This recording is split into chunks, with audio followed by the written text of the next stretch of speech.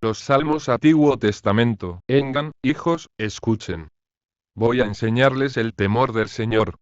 ¿Quién es el hombre que ama la vida y desea gozar de días felices?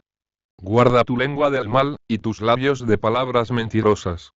Apártate del mal y practica el bien, busca la paz y sigue tras ella. Sal. 34. 12-15. Nosotros encontramos el consuelo en los libros santos que están en nuestras manos. 1 Mac. 12. 9. Todo escriba convertido en discípulo del reino de los cielos se parece a un dueño de casa que saca de sus reservas lo nuevo y lo viejo. Mt. 13. 52. Los demás escritos. Después de la ley y los profetas, la Biblia hebrea presenta una tercera colección de libros, que no forman un conjunto homogéneo. Por eso no han recibido un título característico, sino que se los llamó simplemente los demás escritos. Entre ellos ocupa un lugar de preeminencia el libro de los Salmos. De allí que el Nuevo Testamento, siguiendo una costumbre judía, designa estas tres partes de la Biblia como la ley de Moisés, los profetas y los Salmos LC. 24. 44. Además de estos escritos, hay otros libros que los judíos de Palestina no incluyeron en el canon de las Escrituras, pero que fueron admitidos por los judíos residentes en Alejandría de Egipto. Estos libros, redactados originariamente en griego o traducidos a esa lengua, fueron incorporados a la versión llamada de los 70, que era la Biblia usada por las comunidades judías dispersas en el mundo grecorromano y por los cristianos de habla griega. Como en los primeros siglos del cristianismo se suscitaron ciertas dudas sobre el carácter inspirado de estos libros, se los llamó deuterocanónicos, es decir, incluidos en el canon de los libros sagrados en un segundo momento. Actualmente, los cristianos que siguen la Reforma Protestante, lo mismo que el judaísmo, solo admiten el canon fijado por los rabinos de Palestina hacia el año 90 DC. La Iglesia Católica, en cambio, también reconoce como inspirados los libros deuterocanónicos.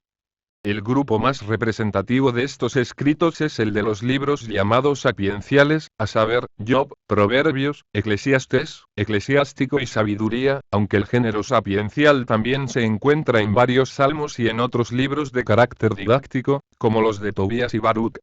Este género se remonta a los orígenes de Israel, pero se desarrolló especialmente después del exilio, cuando se extinguió el profetismo y los maestros de sabiduría se convirtieron en los guías espirituales del pueblo judío. Los escritos sapienciales. La literatura sapiencial no es exclusiva de Israel, sino que constituye un fenómeno ampliamente difundido en todo el Antiguo Oriente. La misma Biblia menciona a los sabios de las naciones Ger. 10. 7, y alude en particular a la sabiduría de Asiria, Is. 10. 13, de Babilonia, Is. 47. 10. Ger. 50. 35, y de Fenicia, Ez. 28. 3, 5. Especialmente célebres eran los sabios de Arabia y de Edom, y Job lo mismo que sus tres amigos son presentados como habitantes de aquellas regiones, JB. 1. 1, 2, 11.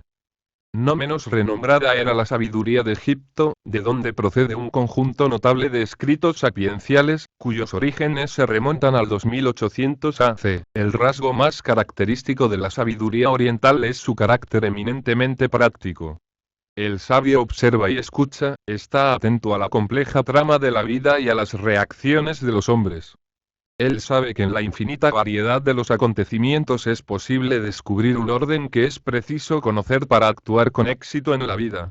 La sabiduría es el arte de gobernarse a sí mismo, la capacidad de distinguir lo útil y ventajoso de lo nocivo y perjudicial. Las fuentes de ese conocimiento práctico son la inteligencia, la experiencia y la reflexión. De este fondo cultural común a muchos pueblos del Antiguo Oriente se benefició también Israel. El movimiento sapiencial tomó un gran impulso en tiempos de Salomón, cuando el afianzamiento de la institución monárquica exigía la adecuada formación de las clases dirigentes del reino y la organización del personal administrativo. De allí que la tradición bíblica considere a aquel célebre rey como el prototipo del sabio uno rey. 5. 10, y le atribuya prácticamente todos los escritos sapienciales del Antiguo Testamento. Pero Israel no recibió pasivamente aquella herencia cultural, sino que le imprimió su sello propio. La sabiduría que brota de la experiencia se convirtió gradualmente en una sabiduría religiosa, fundada en el temor del Señor y orientada hacia Él. Así, el humanismo de la sabiduría oriental adquirió un contenido nuevo, que se acentúa sobre todo en los escritos más recientes, como son el prólogo al libro de los Proverbios, el Eclesiástico y la Sabiduría. Al destacar el origen divino de la sabiduría, los sabios de Israel descubrieron nuevos horizontes, que los llevaron a poner de relieve la misteriosa trascendencia de esa sabiduría y la incapacidad del hombre para penetrar en ella. J.B. 28. Más aún, varios poemas contenidos en estos libros personifican a la sabiduría divina, presentándola como alguien que toma la palabra para exponer sus prerrogativas y su inagotable riqueza. Prof. 8. 22, 31. Ella se identifica a sí misma con la palabra creadora de Dios, Ecli. 24. 3, y con la ley revelada a Israel, Ecli. 24. 23. Bar. 3. 9, 4. 4. Esta personificación poética de la sabiduría preparaba la revelación del misterio de Cristo, palabra de Dios hecha carne, JN. 1. 14, y sabiduría de Dios manifestada plenamente a los hombres, 1 Cor. 1. 24. Salmos. La formación del salterio. La palabra salmo proviene de un verbo griego que significa tocar un instrumento de cuerdas, y se utilizó originariamente para designar los cantos acompañados por ese instrumento. Este último se llamaba salterio, pero más tarde el nombre perdió su significación original y comenzó a ser empleado como sinónimo de libro de los Salmos. El Antiguo Testamento contiene numerosos textos poéticos con características similares a las de los Salmos. El célebre canto de Moisés, ex. 15. 1, 18, el himno de victoria entonado por Débora y Barak, J.C. 5, la elegía de David por la muerte de Saúl y Jonatán, 2 Sam. 1. 17, 27, y la lamentación de Jonás, Jon. 2. 3, 10, son algunos de los muchos ejemplos que se podrían citar. Pero el tesoro de la lírica cultural y religiosa de Israel se encuentra fundamentalmente en el Salterio. Una tradición judía que luego tuvo amplia difusión en la Iglesia atribuye a David la mayor parte de los salmos. Esta atribución se funda en el testimonio de los libros históricos del Antiguo Testamento, que aluden repetidamente al genio musical y poético de David. 1 Sam. 16. 16, 19, 23. 2 Sam. 1. 17, 27, 23. 1. Sin embargo, las múltiples situaciones individuales y nacionales reflejadas en los salmos, su variedad de estilos y géneros literarios, como asimismo su íntima vinculación con la vida litúrgica de Israel, impiden afirmar que el Salterio sea la obra de un solo autor o el producto de una sola época. Por otra parte, dicha tradición comenzó a formarse mucho después del exilio babilónico, es decir, en un momento en que era frecuente entre los judíos poner bajo el nombre de una gran personalidad todos los escritos pertenecientes a un mismo género. Así, por ejemplo, toda la legislación contenida en el Pentateuco se atribuyó a Moisés, mientras que Salomón fue considerado el autor de toda la literatura sapiencial. En realidad, el Salterio es el libro de oración que los israelitas fueron componiendo a lo largo de varios siglos para dialogar con su Dios. A través de 150 poemas religiosos, ese pueblo fue expresando sus experiencias y las aspiraciones más profundas de su alma. Sus luchas y sus esperanzas, sus triunfos y sus fracasos, su adoración y su acción de gracias, sus rebeldías y sus arrepentimientos y, sobre todo, la súplica ardiente que brota de la enfermedad, la pobreza, el destierro, la injusticia y de todas las demás miserias del hombre. Al comienzo de la mayoría de los salmos se encuentran inscripciones o títulos, con indicaciones de carácter musical, poético, litúrgico o histórico, cuyo significado es muchas veces oscuro. Estos títulos no provienen de los autores de cada salmo, sino que fueron agregados por los cantores del Templo de Jerusalén, a medida que los diversos poemas eran agrupados en colecciones. Los géneros literarios de los salmos. En el texto hebreo del Antiguo Testamento, los salmos son designados con una expresión que significa cantos de alabanza. Esta designación se adapta muy bien a un grupo de salmos, pero resulta menos adecuada cuando se la aplica a todo el conjunto, ya que el salterio incluye además de los himnos o cantos de alabanza otros tipos de oración, en especial, las súplicas y los cantos de acción de gracias. Los himnos expresan la actitud de adoración del creyente frente a la grandeza y la bondad de Dios. En este grupo se distinguen, por su tema especial, los cantos de Sión y los himnos a la realeza del Señor. Las súplicas responden a la necesidad de apelar confiadamente a la misericordia divina en los momentos de necesidad, y se pueden distinguir dos tipos diversos: las súplicas colectivas y las individuales. Los cantos de acción de gracias son una expresión de reconocimiento por la ayuda recibida del Señor, y también ellos se dividen en colectivos e individuales. La característica distintiva de estos salmos es el relato de los sufrimientos padecidos por el salmista y la solemne proclamación de los beneficios alcanzados. A estos tres géneros se añaden otros grupos de salmos que presentan características especiales, sea de forma o de contenido. A ellos pertenecen, por ejemplo, los salmos sapienciales y los reales. Estos últimos cobraron una especial importancia cuando fue depuesto el último de los reyes davídicos.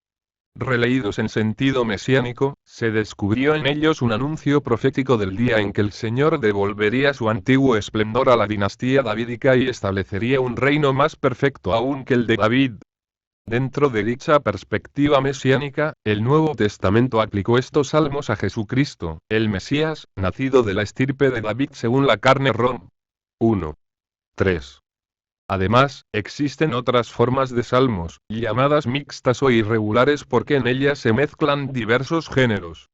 Los salmos imprecatorios, una dificultad particular es la que presentan las imprecaciones del Salterio, con sus violentos deseos de venganza y sus expresiones de odio contra los enemigos. Para situar esas imprecaciones en su contexto adecuado, conviene tener en cuenta, aunque sea muy someramente, quiénes son los enemigos a los que se alude en los salmos. Unas veces, las imprecaciones están dirigidas contra los enemigos de Israel, es decir, contra los responsables de graves desgracias nacionales, incluso como en los casos de Asiria y de Babilonia de la destrucción de los reinos de Israel y de Judá. 2 Rey 17. 5, 6. 25. 8, 21. El orgullo nacional y la convicción de que los enemigos de Israel eran los enemigos de Dios, hacen más explicables algunas expresiones, como las de los Salmos 79. 12. 137. 7, 9. Por otra parte, estas imprecaciones reproducen fórmulas más o menos estereotipadas, propias del lenguaje guerrero de la época.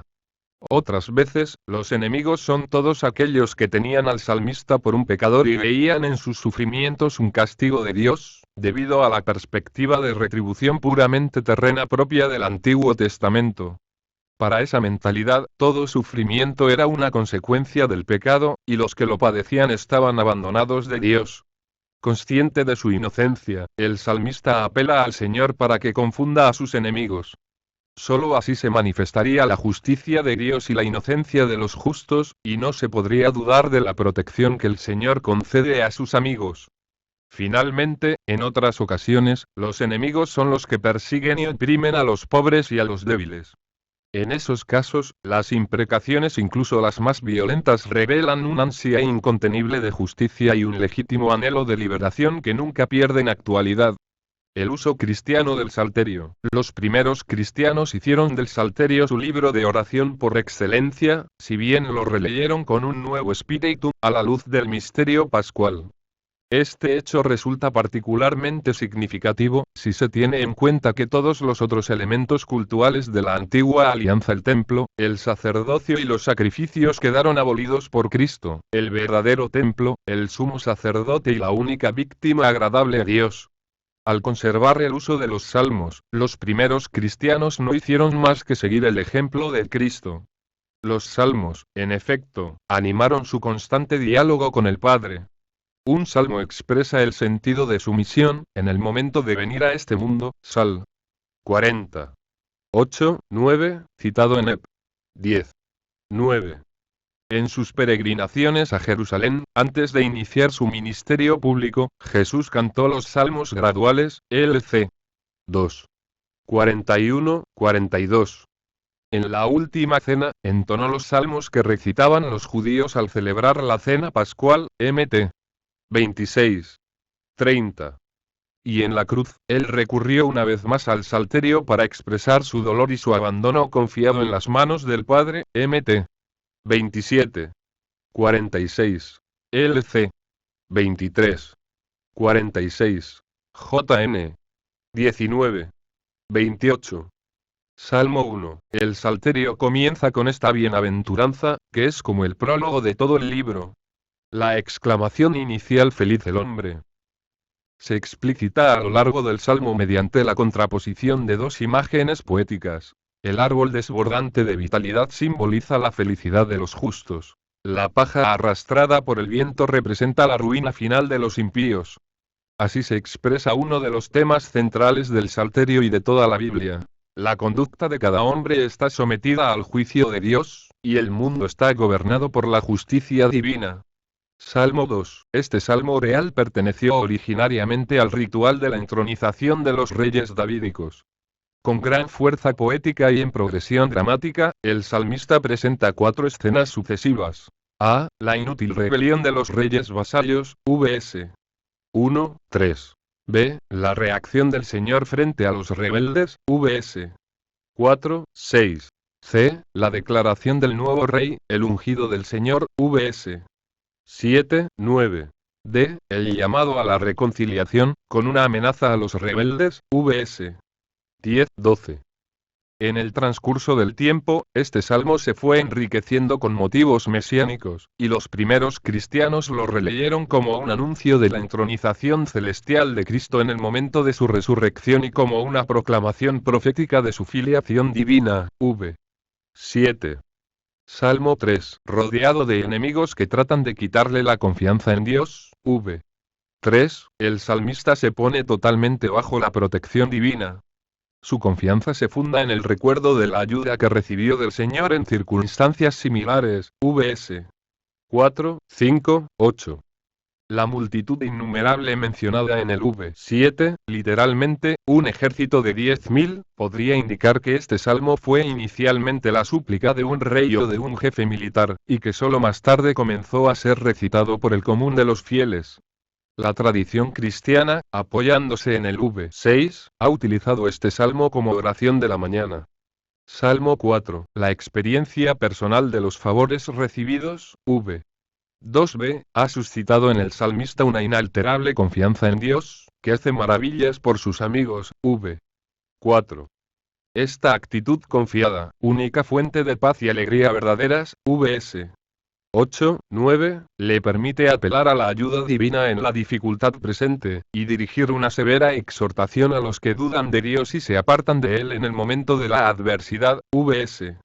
3, 7. La Iglesia, fundándose en el V9, utiliza este salmo como oración de la noche. Salmo 5, a la hora en que se ofrece el sacrificio matutino, ex. 29. 38, 40, un fiel israelita expone su caso al Señor, v. 4, apelando a la justicia de Dios, v. 9. El hecho de encontrarse en el santuario, v. 8, es para él una prueba de su inocencia, porque ningún impío podría gozar de ese privilegio, vs. 5, 6. Para hacer más apremiante su oración, el salmista menciona a sus enemigos, que lo acusan calumniosamente, vs. 9, 11. El salmo concluye con una expresión de confianza en el Señor, que bendice a los justos y los protege como un escudo, vs. 12, 13. El V4 ha dado pie a que se usara este salmo como oración de la mañana. Salmo 6. Agobiado por sus sufrimientos, un enfermo pide al Señor que lo perdone y le devuelva la salud, vs. 2, 3, exponiendo los males que lo afligen, vs 4, 7, 8, y los motivos que tiene para implorar la ayuda divina, vs. 5, 6. Las expresiones e imágenes empleadas en este salmo se vuelven a encontrar en un grupo de salmos denominados oraciones de los enfermos, Sal. 38, 41, 88, 102, 2, 12. Estas oraciones podían ser utilizadas en cualquier caso de enfermedad. Los enfermos las recitaban personalmente en el templo, y si estaban impedidos, lo hacían por medio de un representante. A cada uno le correspondía poner su acento particular en la recitación de la súplica.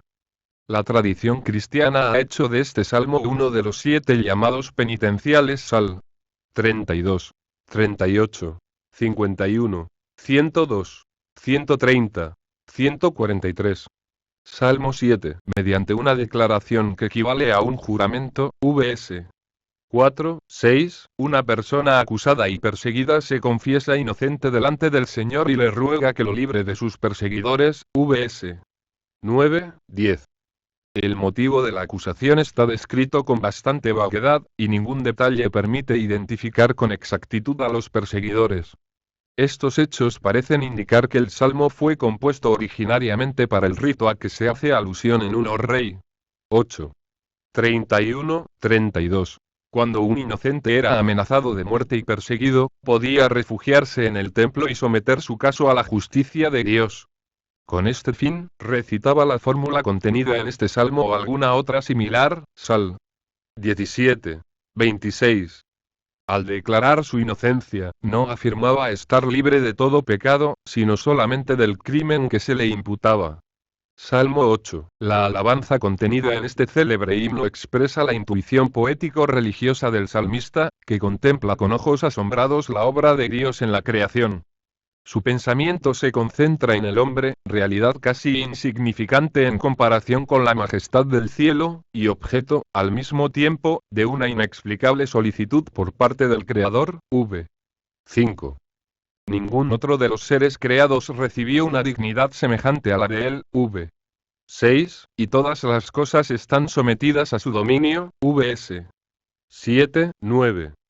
Estas mismas ideas se vuelven a encontrar en el relato sacerdotal de la creación, GN 1. 26, 28, que es, sin duda, posterior a este salmo. Salmo 11, 10. Ante una grave amenaza de muerte, cuando la prudencia humana haría razonable la huida, el salmista responde a sus amigos con una expresión de absoluta confianza en Dios. Al lirismo de los versos iniciales, vs. 1, 3, se añade una reflexión de tono sapiencial, vs. 4, 7. En ella se afirma que los acontecimientos humanos están regidos por la providencia de Dios, y que a pesar del momentáneo triunfo de los malvados, al final, triunfará la justicia. Salmo 12, 11. Este salmo es una súplica, en la que el autor, con una visión pesimista del mundo, pide al Señor que intervenga para poner fin a los males que lo afligen. El Señor responde a esta petición con un oráculo, que contiene una promesa de salvación para los oprimidos, v. 6. Como es habitual en los salmos de súplica, los versículos finales, 8, 9, son una expresión de confianza en el Señor. Salmo 13, 12. Los dramáticos ¿hasta cuándo? De los versículos iniciales, 2, 3, confieren a esta súplica una intensidad particular. La reiteración de la pregunta expresa elocuentemente la impaciencia del salmista, al sentirse abandonado de Dios. Pero, al mismo tiempo, es un signo de la íntima familiaridad con que implora la protección divina. El salmo no es muy explícito en describir la aflicción que da motivo a la súplica. Sin embargo, el v4 parece indicar que se trata de una enfermedad grave, que pone al paciente en peligro de muerte. Como en el salmo anterior, la súplica concluye con una expresión de confianza, que dará lugar a la alegría y a la acción de gracias, cuando el Señor responda favorablemente, v. 6. Salmo 14, 13. La primera parte de este salmo describe con un tono marcadamente pesimista, semejante al del Salmo 12, los pecados que corrompen a la sociedad. El principal de todos esos pecados es la negación de Dios, que el salmista condena como la mayor insensatez, vs. 1, 3. La segunda parte contiene una invectiva contra los opresores de los pobres, porque no quieren caer en la cuenta del castigo que el Señor les tiene reservado, vs. 4, 6. El versículo final fue añadido para el uso litúrgico del Salmo, y expresa el deseo de que el Señor envíe tiempos mejores a su pueblo. Este mismo Salmo, con algunas variantes, vs. 5, 6, se vuelve a encontrar en el segundo libro del Salterio, Sal. 53. Salmo 15, 14. En este breve y hermoso salmo se establecen las condiciones necesarias para ser huésped del Señor, es decir, para entrar en el santuario y participar del culto divino. 1.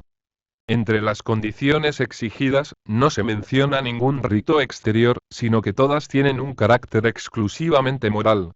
Esto pone en evidencia que el verdadero culto es inseparable de la justicia y del amor hacia el prójimo. Vs.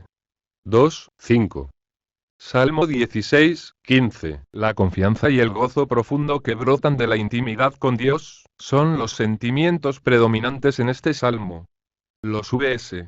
5, 6 permiten suponer que su autor es un levita, es decir, una persona consagrada al culto de Dios en el templo de Jerusalén que se encuentra en un grave peligro y acude al Señor, fuente de vida. 11, para que lo libre de la muerte. 10.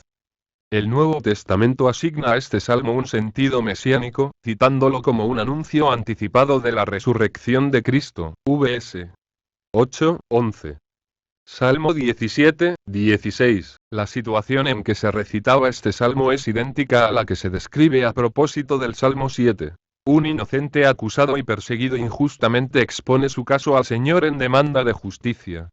La súplica se alterna con las declaraciones de inocencia, vs. 3, 5, y con una descripción de la maldad de sus perseguidores, vs. 10, 12. En el versículo final, el salmista manifiesta su certeza de que alcanzará el favor divino. Salmo 18, 17. En este salmo, el rey expresa su reconocimiento al Señor por la victoria alcanzada. El estilo es altamente poético y las ideas se van expresando con un amplio despliegue de imágenes. Al comienzo, se acumulan epítetos que presentan al Señor como un refugio inexpugnable para sus fieles, vs. 2, 3. La amenaza del enemigo se describe como una irrupción de las fuerzas del caos y de la muerte, vs. 5, 6. La intervención del Señor está descrita como una teofanía, en la que participan y se conmueven todas las fuerzas de la naturaleza, vs. 8, 16. Con algunas variantes, este mismo poema se vuelve a encontrar en 2 Sam. 22. 2, 51. Salmo 19, 18. En este salmo se encuentran yuxtapuestos dos poemas de estilo y contenido diversos.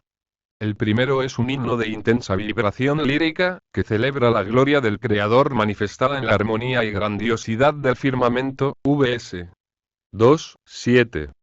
El segundo, que proviene de una época mucho más reciente, es un poema didáctico, en el que se describen las excelencias de la ley divina. A pesar de estas diferencias, la yuxtaposición de los dos poemas no es totalmente artificial, ya que así se establece un paralelismo entre las dos manifestaciones de la gloria de Dios, una en la creación y en las perfecciones del universo, y otra en la revelación concedida a su pueblo, fuente de felicidad y de vida para los que la aman y aceptan sus exigencias. Salmo 20, 19. Ante la inminencia del combate, la comunidad congregada en el templo, 3. Implora la protección divina y la victoria del rey, vs. 2, 6. Como era habitual en esas circunstancias, 1 Sam. 7. 7, 10. Un sacrificio acompañaba a la súplica, 4. La segunda parte del Salmo, vs. 7, 9, es un oráculo pronunciado en nombre del Señor, que anuncia la victoria a su ungido. Salmo 21, 20. Este canto litúrgico de acción de gracias está estrechamente vinculado con el salmo anterior. La súplica del pueblo antes de la batalla ha sido escuchada, y el Señor ha concedido al rey una resonante victoria. El salmo consta de 3 partes. La primera, vs. 2, 8, es una expresión de alegre reconocimiento por las bendiciones concedidas al rey, en particular, por el triunfo alcanzado. En la segunda, vs. 9, 13, un sacerdote o un profeta interviene para anunciar la victoria total sobre los enemigos del Señor y del Rey. Por último, 14, la comunidad pide al Señor, en una breve súplica, que despliegue su poder para cumplir la promesa expresada anteriormente. Salmo 22, 21. Este salmo supera a todos los de su género por la intensidad de la súplica y por la impresionante descripción de los sufrimientos que aquejan al salmista. En él se encuentra expresado el desamparo de un hombre justo, que ha tocado el límite del sufrimiento físico y moral, sobre todo, el de sentirse abandonado por Dios. 2. Sin embargo, incluso en medio de los mayores sufrimientos, el salmista suplica con una inquebrantable confianza en Dios. Vs. 10, 11, y está seguro de la liberación final. Por eso, su oración concluye con un canto de alabanza y de acción de gracias, en el que todos los fieles son invitados a celebrar al Señor, que no niega su ayuda a los pobres. Vs. 23, 27.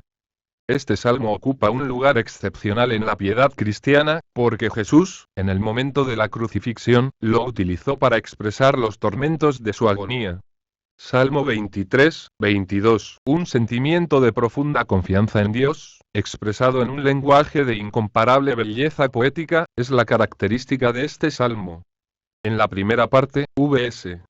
1, 4, el salmista se vale de la imagen del pastor para describir su experiencia de la protección divina. En la segunda, vs.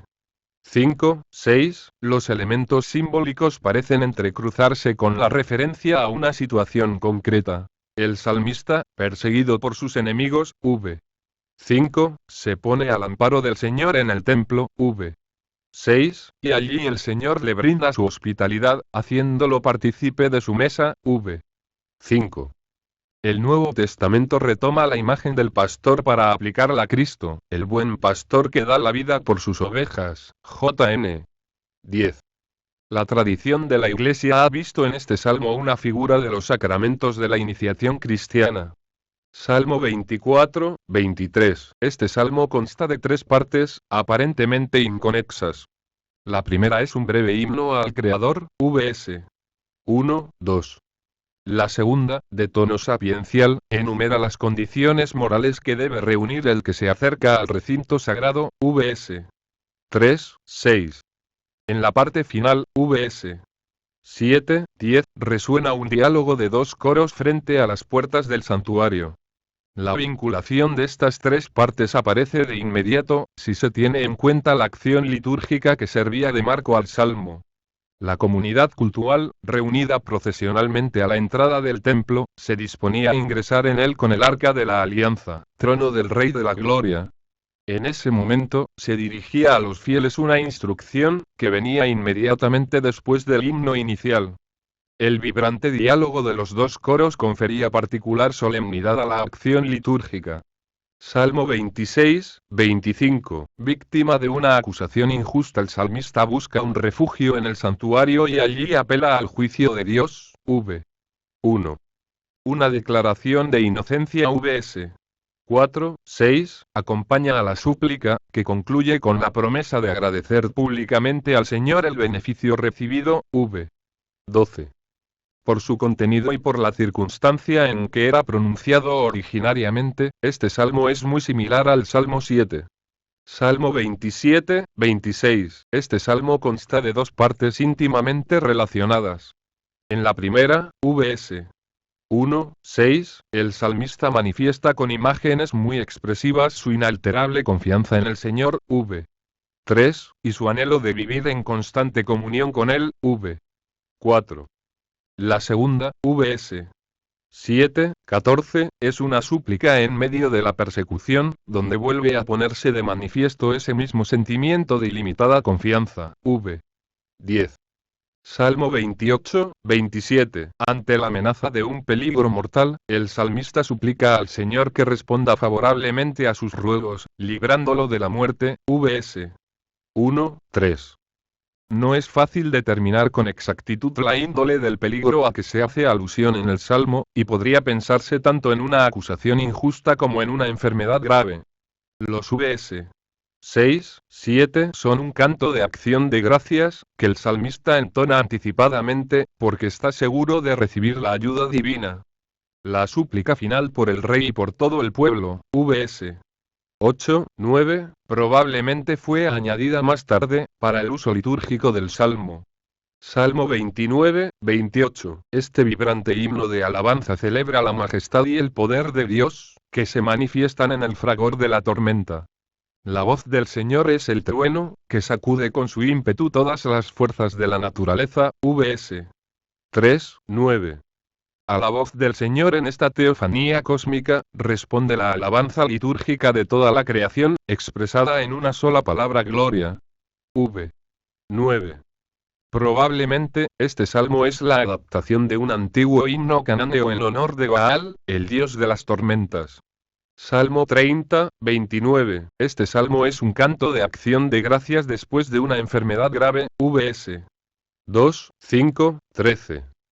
El salmista reconoce que el Señor lo puso en peligro de muerte por un pecado de presunción. V. 7. Pero luego, en respuesta a su plegaria, Vs. 9, 11, le dio una prueba evidente de su misericordia. V. 6, haciendo que su dolor se convirtiera en alegría. V. 12. Salmo 31, 30. En este salmo se combinan una súplica confiada, Vs. 2, L9, y un canto de acción de gracias, Vs. 20, 25. En primer lugar, un hombre acusado y perseguido injustamente se pone en las manos de Dios, v. 6, y le ruega que lo salve. Luego el mismo salmista expresa su reconocimiento al Señor, por haber experimentado la protección divina y verse libre de peligro. Salmo 32, 31. Este poema lírico didáctico expresa la felicidad de un pecador que ha obtenido el perdón divino, contraponiéndola a las aflicciones que provienen del pecado. Vs. 1, 5. El tono personal con que el salmista narra su propia experiencia, Vs. 3, 5, se alterna con el estilo sapiencial de las bienaventuranzas iniciales, Vs. 1, 2, y de la exhortación final, Vs. 8, 11. Esto hace que el salmo sea, al mismo tiempo, una expresión de agradecimiento al Señor por la gracia del perdón, y una lección de sabiduría para toda la comunidad. Este es uno de los salmos llamados penitenciales. Sal. 6, 38, 51, 102, 130, 143. Salmo 33, 32. Este himno es una invitación a celebrar la omnipotencia de la palabra de Dios, puesta de manifiesto en la creación del mundo, vs. 1, 9, y a reconocer el designio divino que dirige todos los acontecimientos, en especial el destino del pueblo elegido, vs. 10, 12. La frustración de los planes de las naciones, v. 10, no es más que el reverso de esa solicitud universal de Dios, siempre dispuesto a eliminar los obstáculos que se oponen a los designios de su providencia. Pero Dios no está presente únicamente en los grandes acontecimientos de la historia, sino que penetra en el corazón de cada hombre y vela sobre los detalles más pequeños de la vida cotidiana, vs. 13, 15, 18, 19. Salmo 35, 34. Ante la acusación de falsos testigos, v. 11, un hombre inocente expone su causa al Señor y le pide que acuda en su defensa, vs. 1, 3. El salmista se siente defraudado por la ingratitud de sus adversarios, que lo persiguen sin motivo, v. 7, y le devuelven mal por bien, vs. 12, 16. Su oración incluye la promesa de dar gracias a Dios públicamente por los beneficios recibidos, vs. 18, 28. Salmo 36, 35. En este salmo se contrapone vívidamente la maldad del impío a la bondad de Dios. Los versículos iniciales, 2, 5, presentan al impío como inspirado por una fuerza interior, el pecado, que lo induce a la rebelión contra Dios y a la práctica del mal. La segunda parte, vs. 6, L0, describe en estilo hímnico la providencia universal de Dios, el dador de toda vida, que colma de felicidad a sus fieles. El salmo concluye con una súplica, vs. 11, 12, en la que el salmista pide la protección divina para sí y para todos los fieles, y anuncia la destrucción de los malvados, v. 13. Salmo 38, 37. Este salmo es la súplica de un enfermo, vs. 3, 4, que padece, además, de una penosa enfermedad, vs. 6, 11, el abandono de sus amigos y la persecución de sus enemigos, vs. L2, 13. El salmista tiene una viva conciencia de su pecado, v. 5, pero no ha perdido la esperanza, v. 16, y aguarda pacientemente que el Señor no lo abandone y le devuelva la salud, vs. 22, 23. Este es uno de los salmos llamados oraciones de los enfermos, Sal. 6, 41, 88, 102, 2, 12.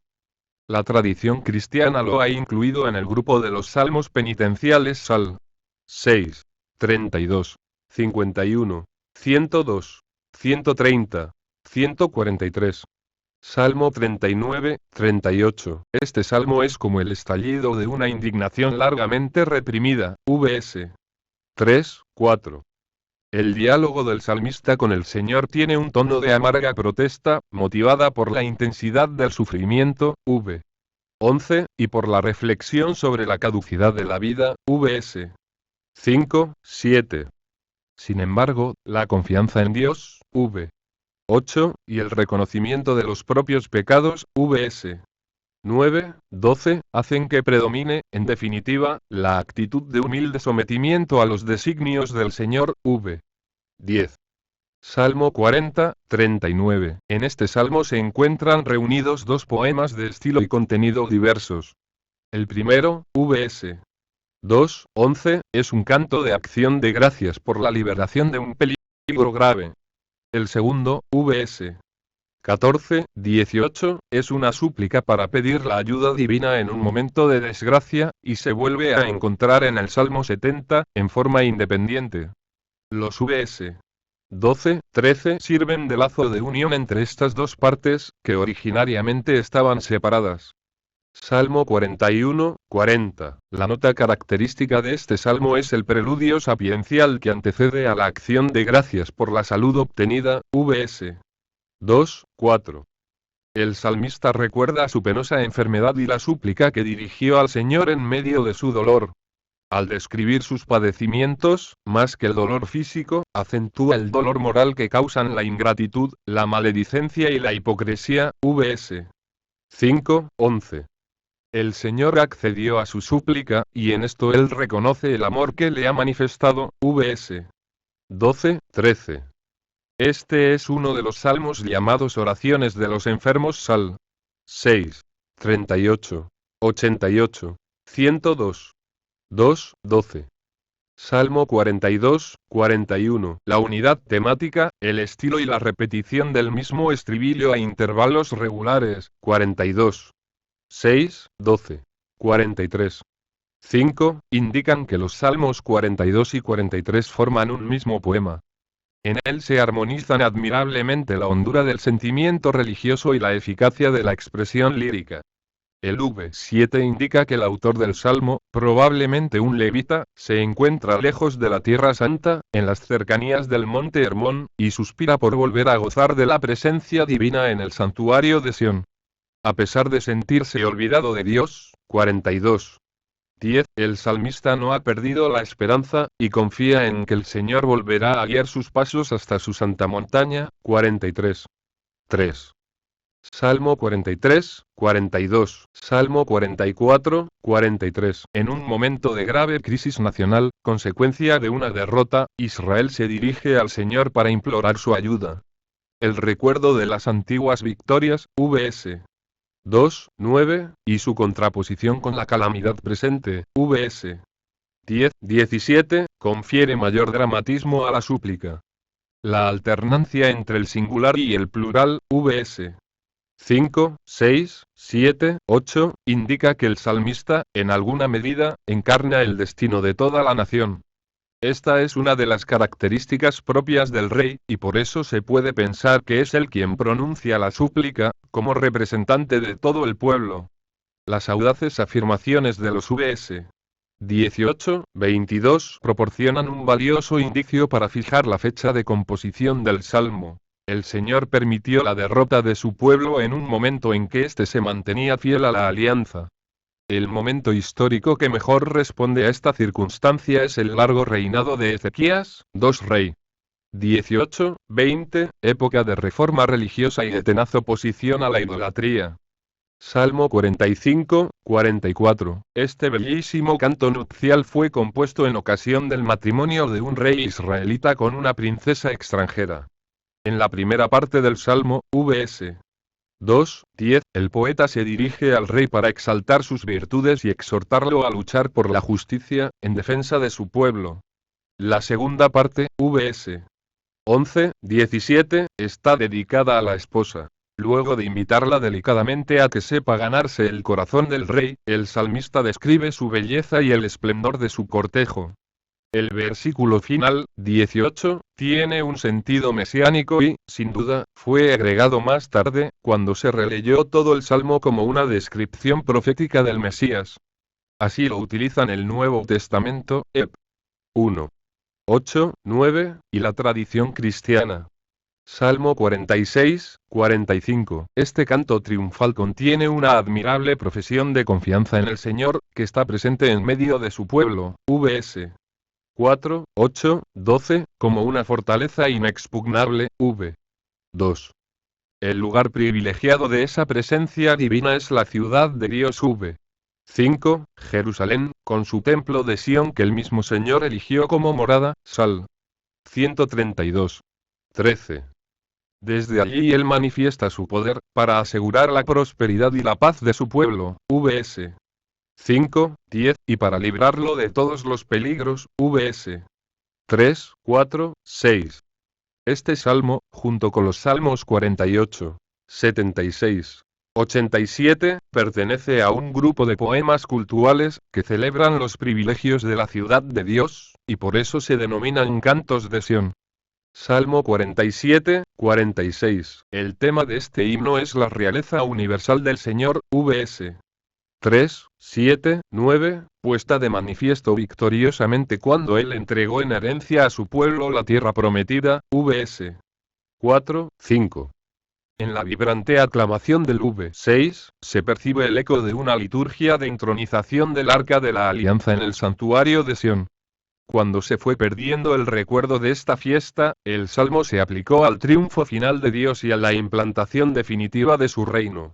En el Salterio, hay otros poemas litúrgicos que tienen una afinidad temática con este salmo, y por eso son llamados himnos a la realeza del Señor. Sal.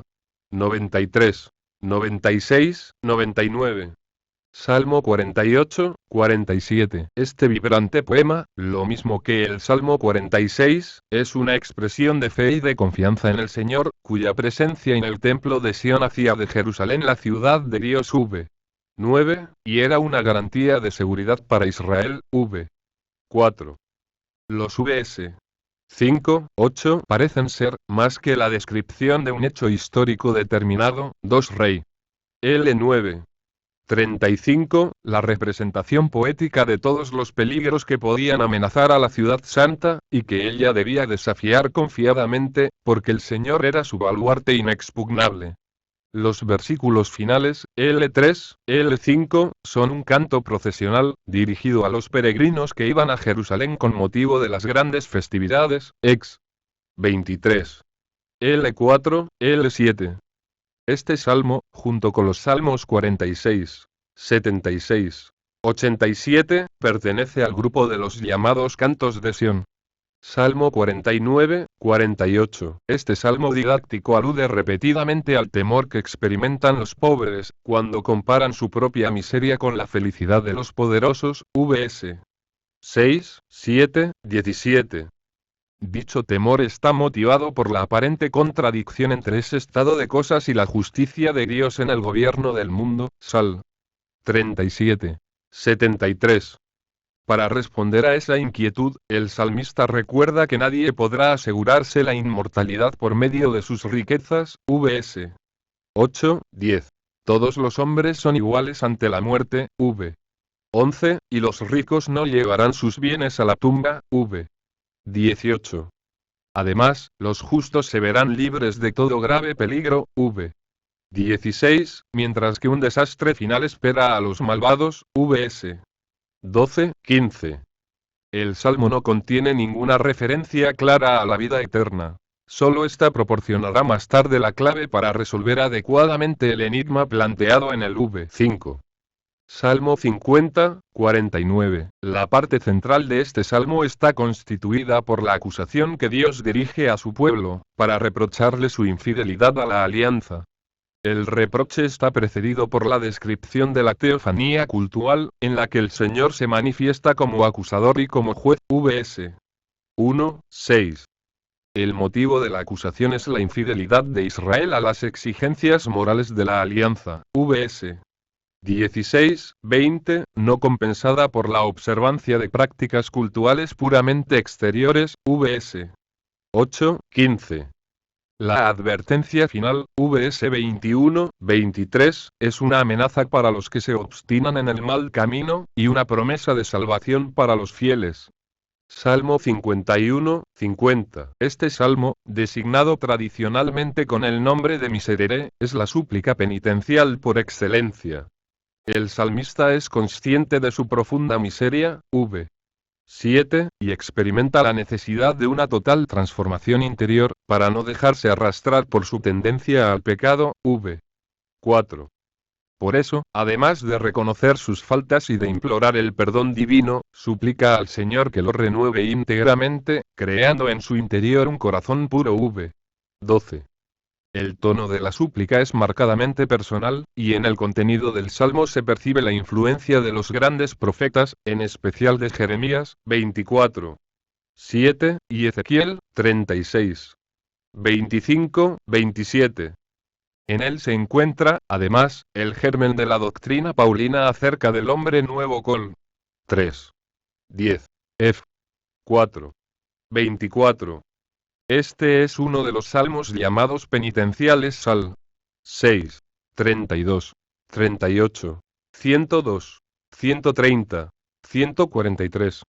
Salmo 52, 51. El comienzo de este salmo es una vigorosa acusación contra los que promueven la injusticia, valiéndose del poder que les confiere su puesto relevante en la sociedad. Vs. 3, 6.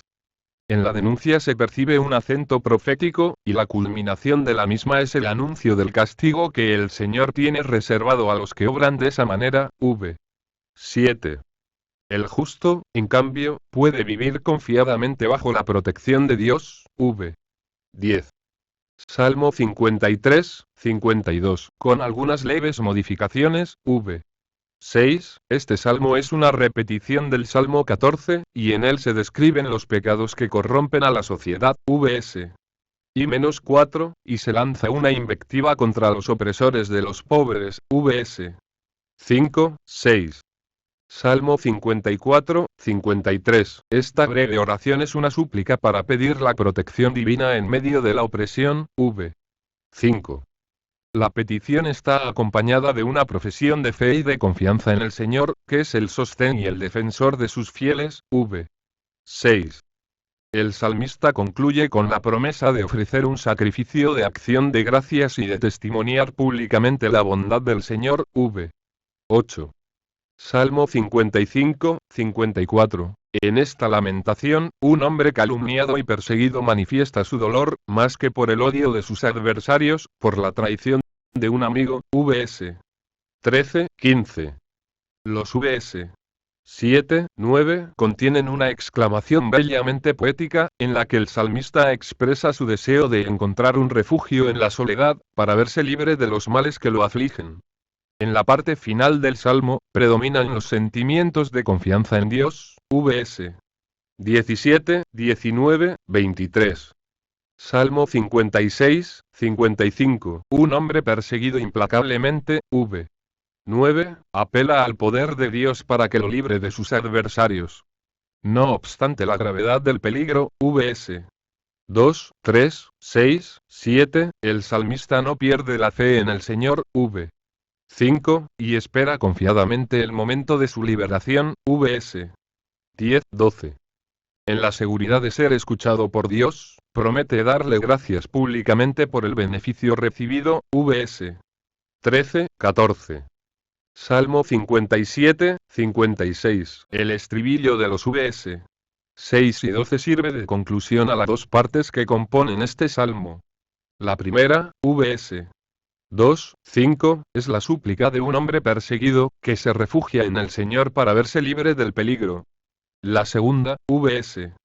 7, 11, es un canto de acción de gracias. Una vez pasada la adversidad, el salmista quiere anticiparse a la aurora, v. 9, para alabar el amor y la fidelidad del Señor, v. 11. La parte final de este salmo, vs. 8, 12, se vuelve a encontrar, casi sin ninguna variante, en el Salmo 108. 2, 6. Salmo 58, 57. Este poema es un severo reproche contra los jueces inicuos, que con sus decisiones arbitrarias fomentan la violencia y la injusticia en la sociedad. Después de una invectiva llena de sarcasmo, vs. 2, 3, el Salmo describe la inconducta de los jueces y su obstinación en el mal, vs. 4, 6, y lanza contra ellos enérgicas imprecaciones, vs. 7, 10. Por último, anuncia la alegría que experimentarán los justos cuando se manifieste la justicia de Dios, vs. 11, 12. Salmo 59, 58. Este salmo es la súplica de un hombre perseguido y acusado injustamente. Seguro de su inocencia, v. 5. El salmista pide que sus enemigos sean exterminados, v. 12, para que se ponga de manifiesto el justo gobierno de Dios sobre el mundo, v. 14. El odio y la crueldad de los perseguidores, vs. 7, 8, 15, 16, explican de alguna manera la violencia de ciertos sentimientos expresados en el Salmo. Salmo 60, 59. En esta lamentación, aparecen reflejados los diversos momentos de una acción litúrgica, celebrada con motivo de una grave derrota nacional. En la primera parte, vs. 3, 7, la comunidad se queja ante el Señor por la dura prueba a que se vio sometida. Luego viene un oráculo del Señor, vs. 8, 10, que promete a su pueblo la total recuperación de sus antiguos dominios. Este oráculo divino se caracteriza por sus audaces antropomorfismos y por su estilo épico. La parte final del Salmo es una reiteración de la lamentación y de la súplica, vs. 11, 13, y una profesión de confianza en el poder de Dios, v. 14. Los vs. 7, 14 se vuelven a encontrar en el Salmo 108. 7, 14. Salmo 61, 60. Un hombre desterrado, probablemente un levita, suspira por volver a gozar de la presencia divina, viviendo constantemente junto al santuario de Dios, v5. En los vs. 7, 8 se inserta una oración por el rey, cuya vinculación con el resto del salmo no aparece con claridad. Salmo 62, 61. La característica dominante de este salmo es la absoluta confianza en el Señor, a pesar de la hostilidad y la persecución. El salmista se siente plenamente seguro bajo la protección de Dios, vs. 2, 3, 6, 8. Por eso interpela decididamente a sus adversarios, vs. 4, 5, se reconforta a sí mismo, vs. 6, 7, y exhorta a todos los fieles a que compartan sus mismos sentimientos, v. 9. La reflexión sapiencial de los vs. 10, 11 y el oráculo divino de los vs. 12, 13, le sirven para confirmar su enseñanza.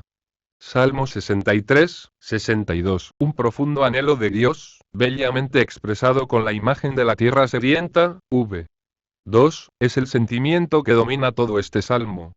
Su autor podría ser un levita desterrado, que recuerda el tiempo en que vivía junto al santuario, gozando de la intimidad con el Señor. En el silencio de la noche rememora aquellas horas felices, y ese recuerdo le sirve de consuelo, vs. 7, 9.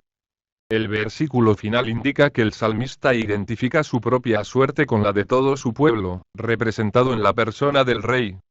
Salmo 64, 63. Esta súplica se caracteriza por las expresivas imágenes con que el salmista describe las insidias de sus adversarios, vs.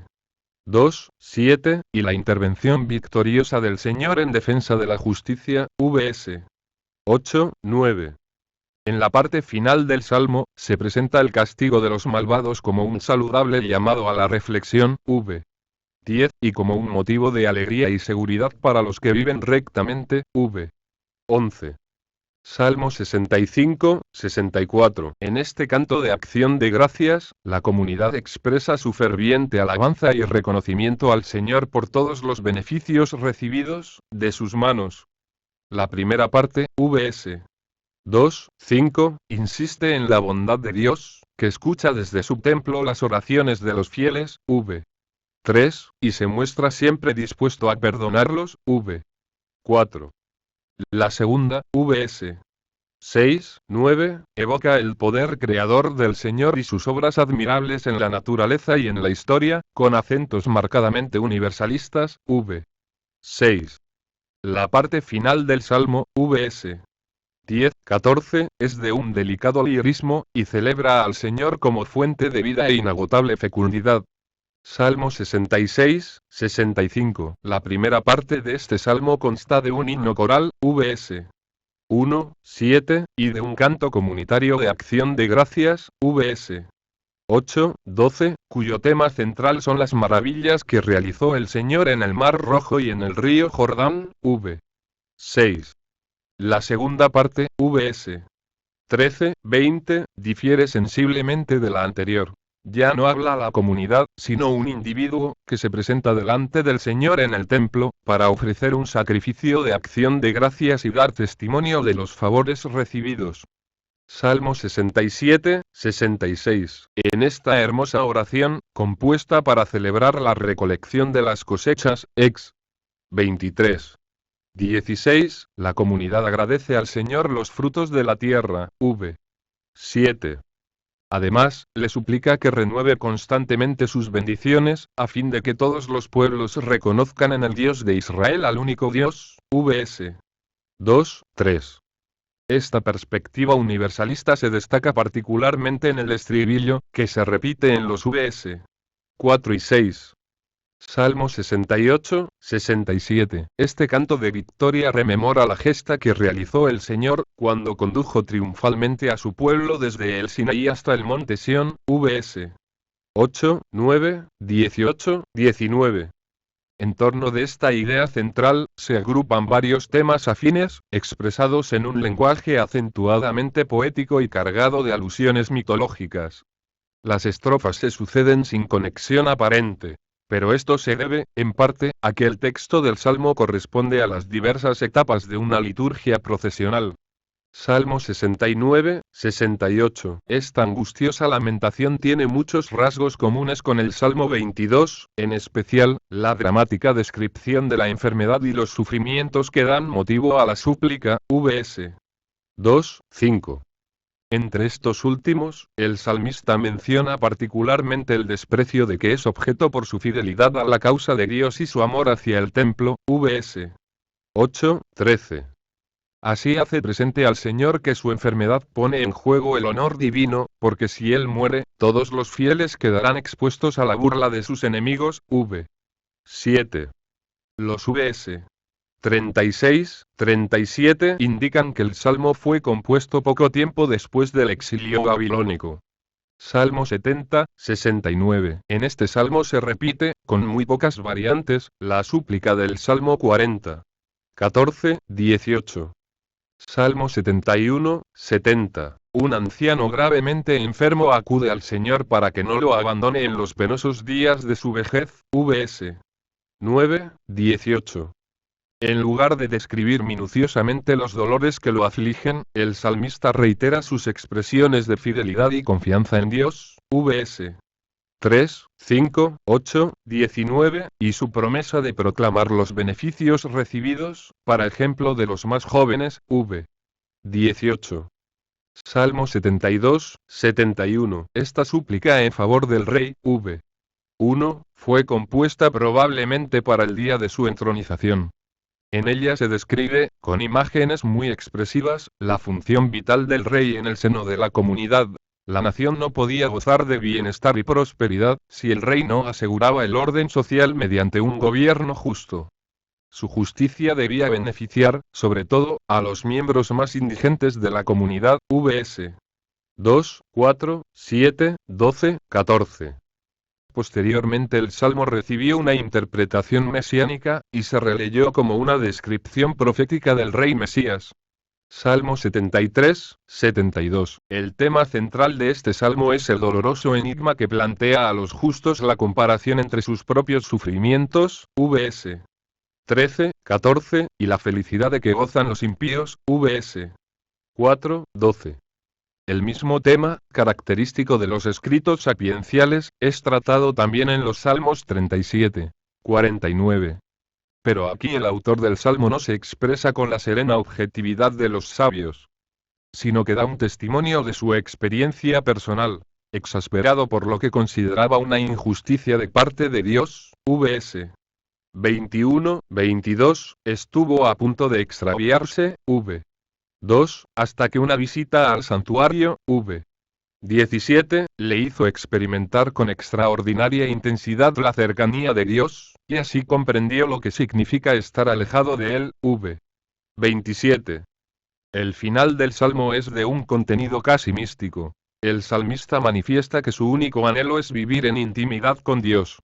Salmo 74, 73. Ante el templo devastado y profanado por los enemigos de Israel, la comunidad suplica al Señor que se acuerde de su alianza, v. 20, y se apresure a reparar las afrentas de su pueblo, v.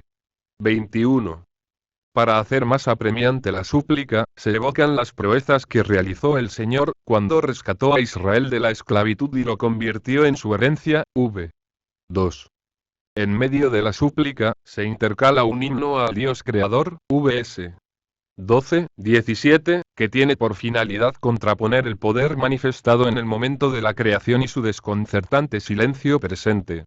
Salmo 75, 74. El juicio de Dios, v. 8, que asegurará definitivamente el triunfo de la justicia, v. 11, es el tema central de este salmo. Luego de una exclamación de carácter litúrgico, v. 2, se escucha un oráculo del Señor, quien se manifestará como juez supremo cuando él mismo lo decida, vs. 3, 4. A este anuncio sigue una última advertencia dirigida a los impíos, para que cambien de actitud, vs. 5, 9. El salmo concluye con un tono hímnico, porque la victoria de la justicia divina será un motivo de alegría para los justos. Salmo 76, 75. Este poema, como los demás cantos de Sión Sal 46, 48, 87, expresa el amor y la admiración de los israelitas por su ciudad santa. Al elegir a Jerusalén como morada, v. 3, el Señor la convirtió en escenario de sus victorias, vs. 4, 7. Estos resonantes triunfos confirman el renombre del Señor como guerrero invencible, vs. 2, 8, y son, a la vez, la manifestación de su justicia en favor de los humildes, vs. 9, 11. Salmo 77, 76. En un momento de extrema aflicción para Israel, el salmista se interroga angustiosamente sobre la desconcertante actitud del Señor, que parece haber rechazado para siempre a su pueblo, vs. 8, 11. A pesar de sus esfuerzos, vs. 3, 7, no alcanza a comprender los misteriosos caminos de Dios, y sus preguntas quedan sin respuesta. Pero el recuerdo de las antiguas maravillas del Señor, evocadas hímnicamente en la parte final del Salmo, vs. 12, 21, permite mirar hacia el futuro con una cierta esperanza. Por las circunstancias a que se hace alusión, es probable que el Salmo haya sido compuesto durante el exilio babilónico. Salmo 78, 77. Esta larga meditación de estilo sapiencial evoca la historia de Israel, desde el Éxodo hasta la institución de la monarquía davídica. El relato histórico sirve de soporte a una enseñanza para el presente. En el recuerdo de su propio pasado, Israel debe encontrar un motivo de gratitud y fidelidad al Dios de la alianza. Vs. 6, 7. Esta preocupación didáctica se manifiesta, sobre todo, en la presentación de la historia como una permanente contraposición entre la misericordia del Señor y las rebeldías de su pueblo. Salmo 79, 78. El motivo de esta súplica nacional es la deplorable situación en que se encuentra Israel. Los paganos han devastado y profanado la herencia del Señor, v. 1. Muchos fieles han caído bajo la espada, sus cadáveres han sido abandonados a las aves de rapiña y los pueblos vecinos celebran esa derrota. Vs. 2, 4. El salmista reconoce que la tragedia nacional es el justo castigo de reiteradas infidelidades. V. 8. Pero hace presente al Señor que esa derrota compromete la gloria de su nombre. V. 9. Ya que Israel es su pueblo y su rebaño. V. 13. Si no escucha el llanto de los cautivos, los paganos pensarán que es inútil servir al Señor. V. 10. Salmo 80, 79. Este salmo es una súplica que toda la nación dirige al pastor de Israel. V. 2. En un momento de grave calamidad. El lirismo que caracteriza a todo el poema aparece con particular relieve en los Vs. 9, 12, donde Israel es presentado como una vid que el Señor sacó de Egipto y plantó cuidadosamente en la tierra prometida. El recuerdo de aquella solicitud hace más angustiosa la situación presente. Vs. 5, 7, 13, 14, y confiere mayor intensidad a la súplica de toda la comunidad, expresada particularmente en el estribillo de los Vs. 4, 8 y 20. Salmo 81, 80. La primera parte de este salmo, Vs. 2, 6, es un preludio hímnico, que invita a celebrar jubilosamente una de las grandes fiestas anuales. La segunda, Vs. 7, 17, contiene un oráculo que el Señor dirige a Israel, en un tono de reproche y de promesa. En él, le recuerda sus beneficios y sus exigencias. Vs. 9, 11, lo amonesta por su obstinación. Vs. 12, 13, y le promete toda clase de bendiciones si escucha su palabra. Vs. 14, 17. Salmo 82, 81. Este poema ilustra uno de los aspectos de la prolongada lucha que Israel mantuvo contra la idolatría y contra las concepciones del paganismo circundante. En algunas ocasiones, los profetas, para dar una mayor fuerza persuasiva a sus palabras, interpelaban a los dioses paganos y les reprochaban su incapacidad para hacer alguna cosa, sea buena o mala. Is. 41. 21, 29. Mediante un procedimiento literario similar, este salmo presenta al Señor alzándose como juez en medio de los dioses, para condenarlos a la impotencia total, después de haberlos acusado de fomentar la injusticia entre los hombres. Posteriormente, este salmo se interpretó como un apóstrofe contra los jueces y gobernantes injustos. Salmo 83, 82. Israel pide al Señor que repita sus hazañas del pasado. Vs. 10, 13, y manifieste su dominio sobre toda la tierra. V. 19, derrotando a los enemigos de su pueblo. Vs. 14, 18. La coalición mencionada en los Vs. 3, 6 no se refiere a un hecho histórico determinado, sino que representa simbólicamente la constante oposición de los paganos contra Israel. Esta afirmación se funda en el carácter artificial de la lista que enumera a las naciones coaligadas. Vs. 7, 9. En ella aparecen reunidos 10 de los enemigos tradicionales de Israel, pertenecientes a épocas diversas. Salmo 84, 83. Al llegar a Jerusalén, un peregrino entona esta alabanza al templo de Sión, morada del Señor y lugar donde se manifiesta su presencia. Con profundo lirismo, evoca su ansia de Dios que lo trajo hasta el santuario. V. 3. Las etapas recorridas por los peregrinos. Vs. 7, 8, y la felicidad de encontrarse en la casa del Señor. Vs. 5, 11. Salmo 85, 84. En esta oración se refleja la situación espiritual de los que ya han pasado la prueba del exilio en Babilonia. La repatriación de los cautivos ha cambiado la suerte de Israel. V. 2, y es una prueba del amor del Señor hacia su pueblo.